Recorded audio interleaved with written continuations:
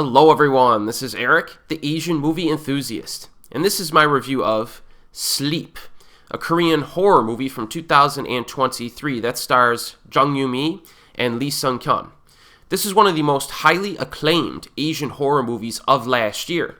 Critics seem to love it, and it recently got a streaming release in the United States, so it's time to check it out. The following plot synopsis was taken from the website Bloody Disgusting. Soo-jin, played by Jung and Hyun-soo, played by Sun-kyun, are about to be parents, living in an apartment with paper-thin walls and contending with a lot of stress. Their downstairs neighbor complains about the barking of their dog, and Soo-jin is still working in an office despite her rapidly approaching due date.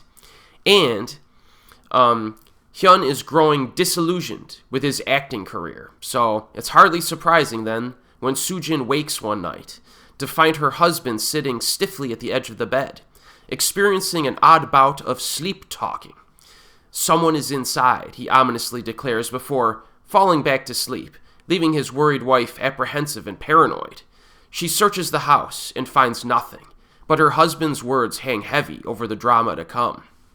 So one of the greatest strengths of Sleep is that it successfully creates an enthralling conflict. The wife persistently attempts to protect her husband, who exhibits self-harming behavior, like scratching himself viciously while sleeping, or climbing out of windows while sleepwalking. And this is a problem that could end in death or serious injury. So there are some interesting tactics that are used to prevent injury during these sleepwalking events, but there is a high level of frustration by the characters, because nothing seems to be working. Now, the second act of this movie ramps up the wife's anxiety and paranoia levels multiple times, because that's when her baby is born. And the situation has already been established to be dangerous.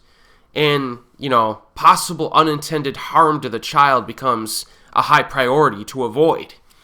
And at the same time, the wife does not want to strain their marriage by having the husband sleep in a different house entirely. You know what I mean?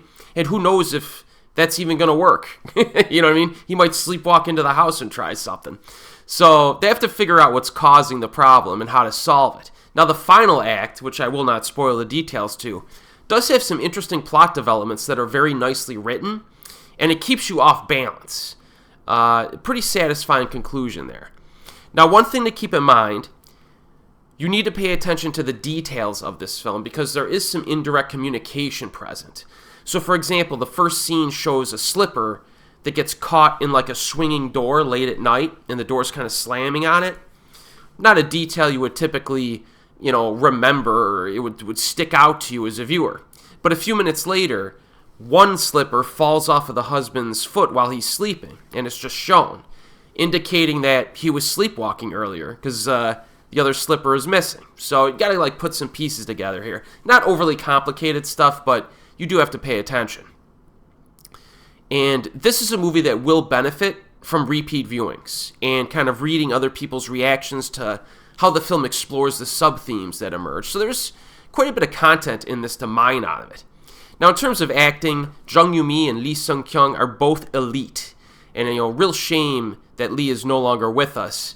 But Jung is the one that is asked to do most of the heavy lifting in terms of exhibiting emotional distress in this film, and she delivers.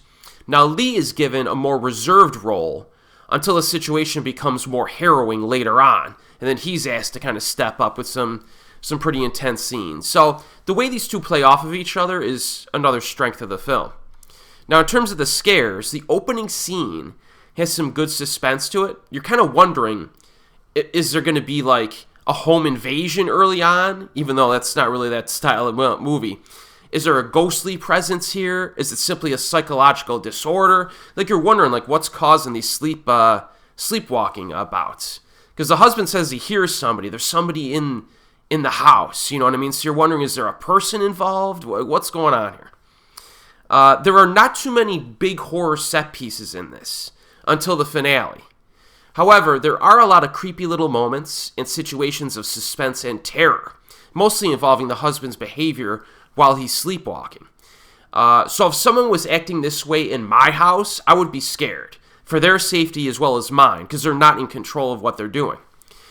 This movie really does tap into that fear very well, probably because the horror is supplemented so well by the acting and the script writing.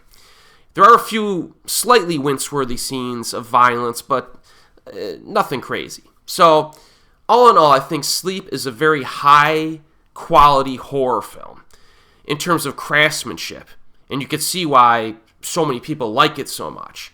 Also, the runtime is only 1 hour and 34 minutes, which is quite short for a Korean film of any kind.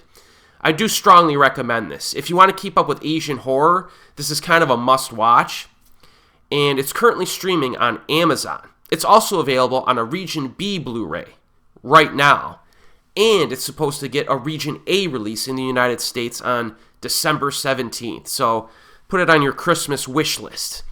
Yeah, check this one out, folks, and as always, I'll see you next time.